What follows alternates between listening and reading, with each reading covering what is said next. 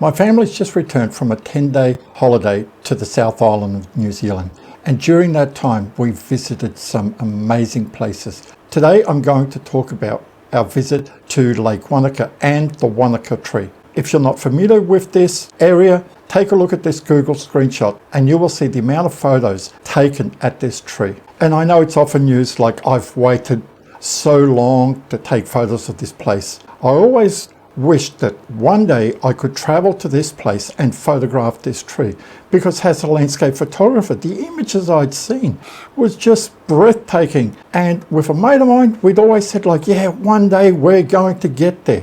And he was there around 4 to 5 days before I was. And he said, you know, like, well, it's all right, but some of the local trees in our area are much better. And I thought like, well, yeah, maybe that's his perspective. But when I got there, I just felt so disheartened. I know some people in the comments will say, well, you know, like it's a unique tree. You weren't there at the right time. And that's what I want to talk about today, because when you're traveling, you don't get to set the weather. And this is something that I've talked about before when I travel with my family, that you don't control the weather. We choose a specific time because our daughter is in school. We only travel during school holidays. So whether it rains or whether it shines, whether there's gale force winds, we just make do with the situation. And I've learned to capture great images in any type of weather. And that's the mindset you've got to have. You can't just say, well, I'm going to go there and it's going to be beautiful and sunny. If it's not, well, I'm not going to take a photo. Well, if you're only there one time in your lifetime, that would be silly. Like, you're there, make the most of it. You never know how your image is going to turn out once you edit that image. And this is what I did. But also because this place is so popular. And here's an image that I took around 7 o'clock the following morning after all these photos were taken. And there was only myself and a few other people. Here you can see that I've photoshopped like just heaps of people in, just to show you what the place looks like on a normal afternoon. It is a hustle and bustle. It's like being in Queen Street Mall during the Boxing Day sales. All the tourists are trying to get selfies. People aren't moving out of the way. They're just sitting there talking. So it's very hard to actually compose the image that you'd like. And this is something that you've got to think about also when you travel to a very touristy spot like the Wanaka Tree. Because when you get there, you might be disheartened, go like, oh, you know, this is the angle that I wanted, but I can't, there's so many people. Well, you just make do. And this is what I had to do.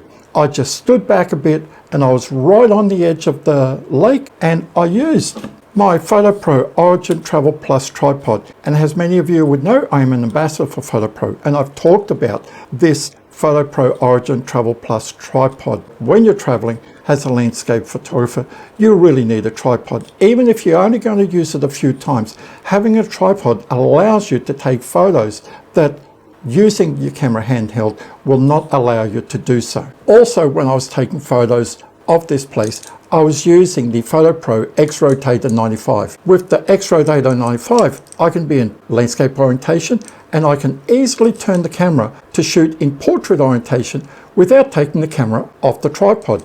And then when I'm finished, I can just go back to landscape orientation. This is the beauty of this product. Now that's my plug for PhotoPro. So here's me on that afternoon, around 40 minutes before sunset. You can see how low I was here. This is the height that all these photos were taken from. And you can see the viewpoint that I had of the tree. What you can't see, like I told you, is that just to my left here, there was just 50 or 60 odd tourists there, all clamoring away with their phones. Some of them had cameras as well. Now let's get on to some photos that I took and the settings that I used. And I tried to work out whether shooting in landscape orientation or shooting in portrait orientation would work best.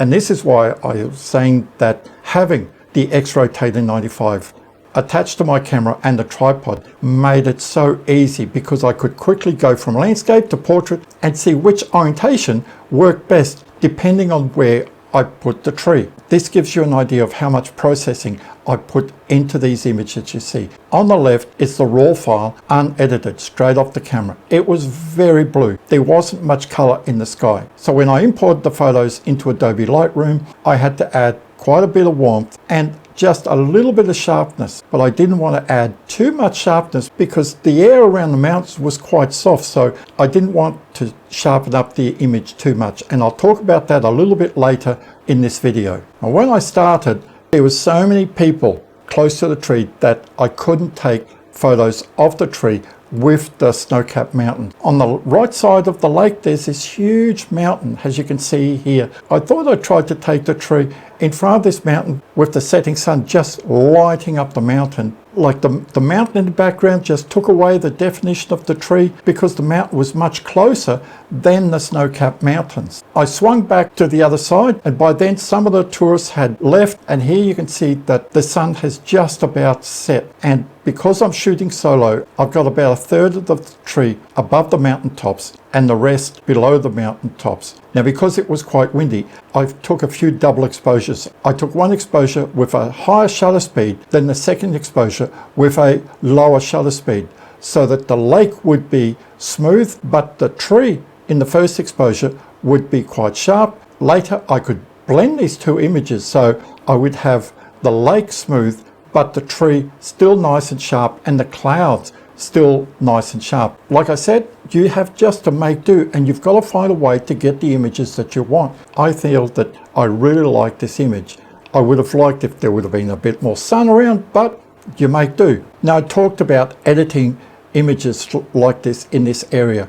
One thing you've got to remember when you're photographing landscapes in alpine regions, like where Lake Wanaka is and a few of the other places we've visited, unless you're very lucky, the mountains are not going to be sharp. There's going to be haze, and there's also going to be softness in your image. So don't over process your backgrounds, especially the mountains. On the left here, this is the raw file edited, the one that I kept. And on the right here, I over edited this image just to show you what not to do. You can see that where the sun is shining here, it's too sharp. You might like that, but that's not what we saw with our eyes. All we saw was just hazy mountains. But like I always tell people, it's up to you. If you like that style of editing, then go ahead and do it. I don't like that sort of editing. I don't like to over-process soft images. If there's some fog around or snow around, you don't want to sharpen the image up too much because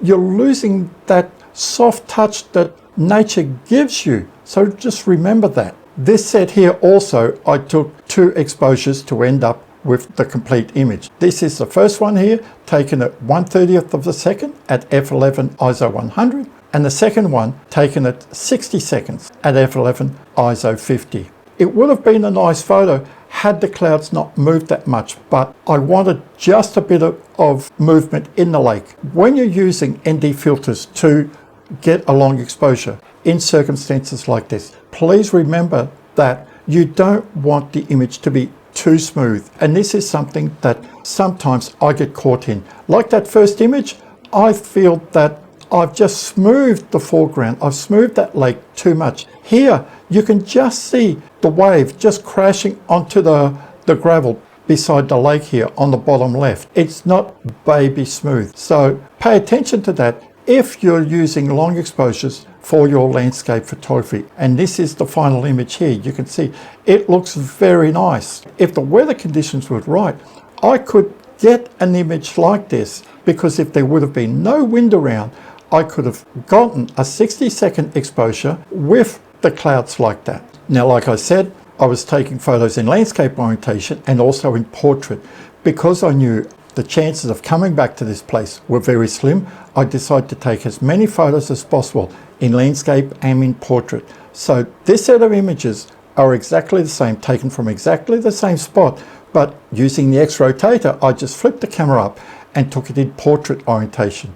This is the image with the faster shutter speed, and now I've just blended the longer exposure with the faster shutter speed one, and I've ended up with a very nice image. And you can see here that I'm a bit further away from the tree than my first spot. I wanted to get the whole tree just underneath the mountain top, but I feel that the tree has just been absorbed into the mountain. So this is why I say, like, don't rush yourself, because sometimes you feel like, yeah, this is a great shot. And I thought that this was going to be a great photo, but it turns out that the first set of photos were much better than the second set of photos. The next morning, I came back quite early, around 7 o'clock, hoping to get a couple of really nice photos of the tree without too many tourists around. And although there wasn't many tourists around, this is what I faced. Heavy cloud, low cloud, hardly any light. So I just took one photo here. I'm showing it to you just to show you that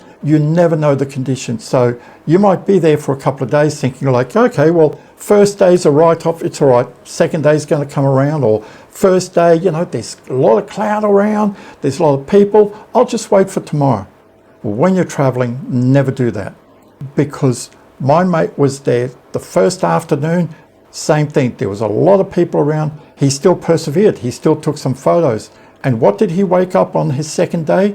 To pouring rain. There was no chance of taking any more photos. So if he'd had that mindset of saying, too many people, the conditions aren't right, I'm going to wait till tomorrow morning and take some photos, he would have gone away with not a single photo from this tree. And here's the best photo. I've already shown you, but here I want to show you how I've cropped a 6x4 into a 16:9 image to get the image that I prefer from this whole outing. So here's what I feel is my best image of my trip to Lake Wanaka and visiting the Lake Wanaka tree. The tree is just poking out above the mountain top. The clouds are nice. The water isn't baby smooth, but take a look right down in the bottom left-hand corner. Can you see that? You can just see that ripple and just the gravel on the edge of the lake. I've gone into Photoshop and I've removed that with Content Aware.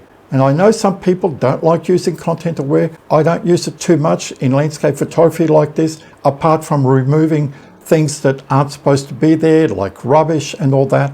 But here I've just taken it out because it was a big distraction. Thanks for watching. Hope this gives you some ideas, not just when you're traveling to Lake Wanaka, but a place similar, or you are faced with going to a place that is very touristy, that is very popular, and you have to fight to get the photo that you want. So remember, you have to compromise. Hope you enjoyed the video. Stay safe, and I'll see you next time.